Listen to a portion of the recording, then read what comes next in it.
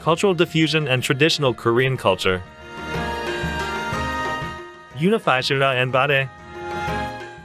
So in the next part of the lecture, we're going to look at how continued cultural influences affected local Korean culture, how they adapted to the local context, and how it helped to shape Korean culture from the 7th through the 10th centuries.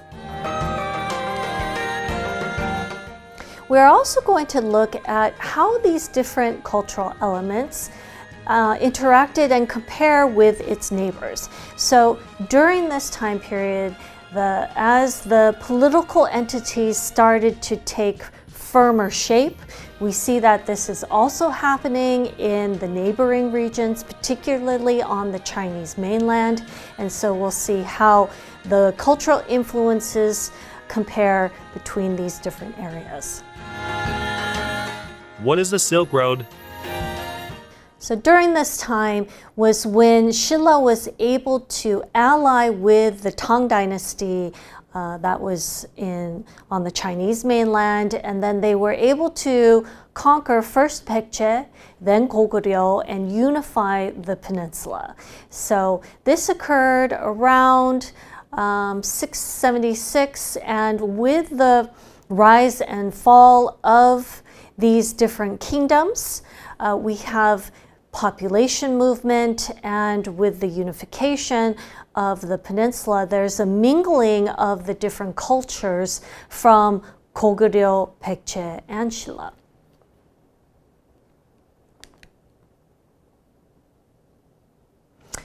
As mentioned before, there was also quite a bit of population movement.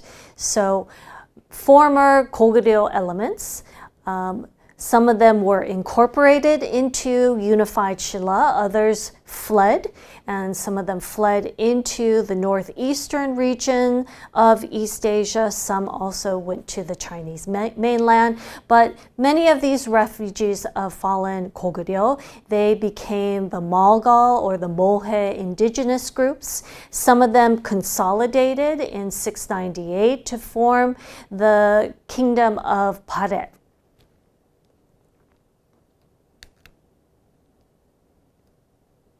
If we look at Pare culture, we see quite a bit of influence from Goguryeo. So for example, on the left-hand side, these are roof tiles with the lotus flower embellishment. And this motif is something that's carried out in Pare and in Goguryeo, as you can see here. And then also there's quite a bit of influence from the Tang Dynasty. So if we look at the musical instruments, on the right-hand side, there are instruments from Pare and then also from the Tang Dynasty. This is what is similar to a lute, and in the two regions they were quite similar.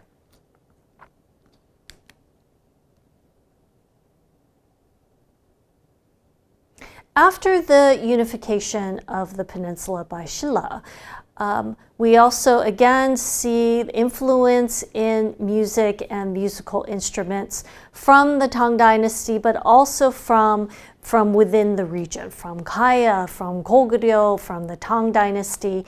So, for example, according to the record of the history of the three kingdoms, the Samguk Sagi, there are 3 string instruments such as the kayagum, and there are 3 bamboo instruments such as the taegum.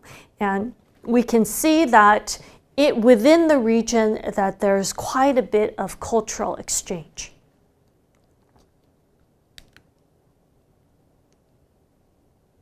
We also need to remember that during unified Shilla, this is also the time where the Silk Road and activity along the Silk Road was at its highest.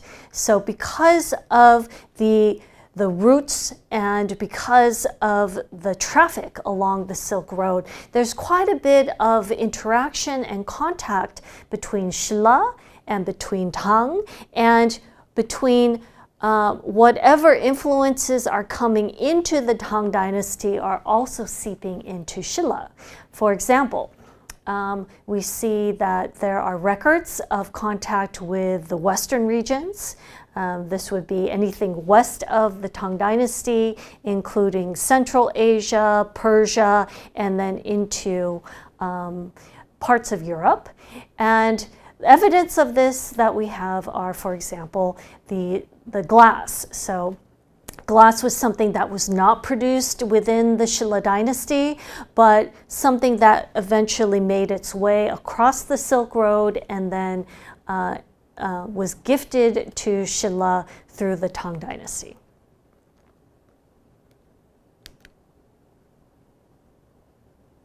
We even have official accounts found in China of the exchange that occurred along the Silk Road.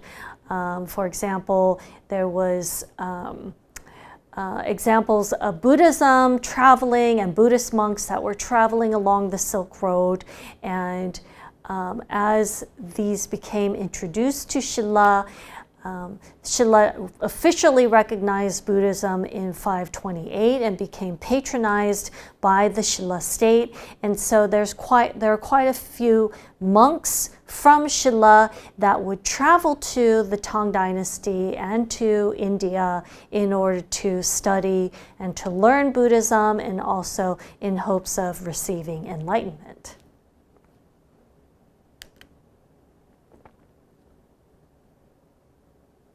Buddhism really flourished during the Shilla dynasty. There was this idea that Buddhism could protect the state. So if the state patronized and officially recognized Buddhism, there was this idea that it would be protected.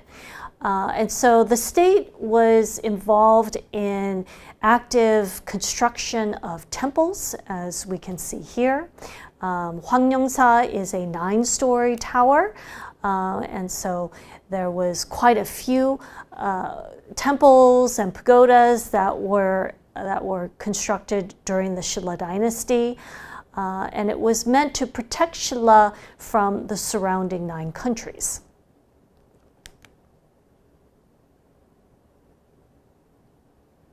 For those of you who have gone down to Gyeongju, which was the former capital of Shilla, you might have visited Bulguksa, which is a large temple down in the former capital, and it was established in the 8th century.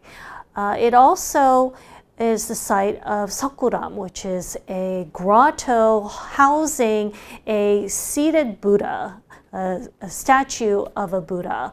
And this is really quite an exquisite example of Buddhist artwork, and in fact it is a UNESCO World Heritage Site currently. But the temple was built in 774, and it has become a place for many Buddhist pilgrims, a site of pilgrimage.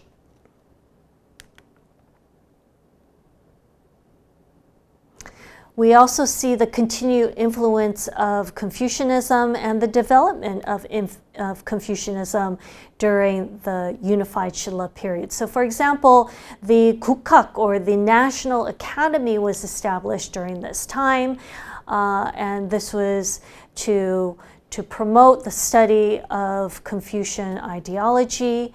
And it was also during unified Shilla that examinations were instituted based on Confucian scholarship and the reading of Confucian texts. We also have examples of many Shilla people who went abroad to study in the Tang dynasty and were educated in Confucian scholarship in the Tang.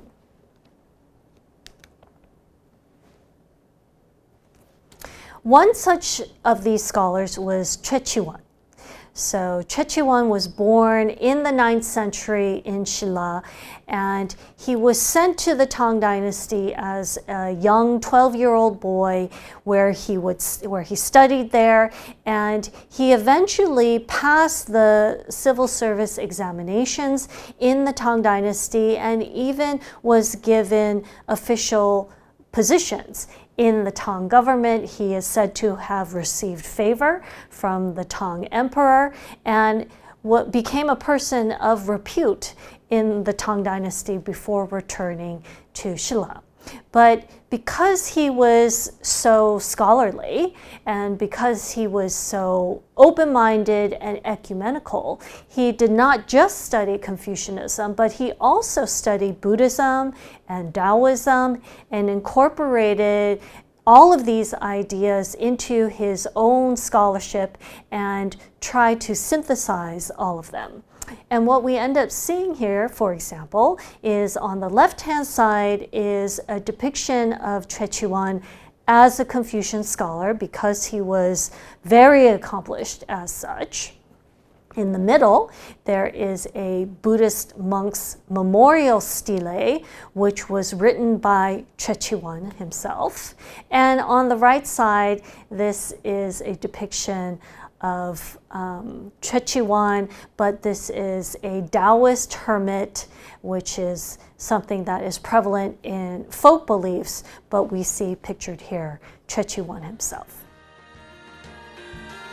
These are the keywords for this class: unification, population movement, cultural diffusion, pilgrimage, study abroad,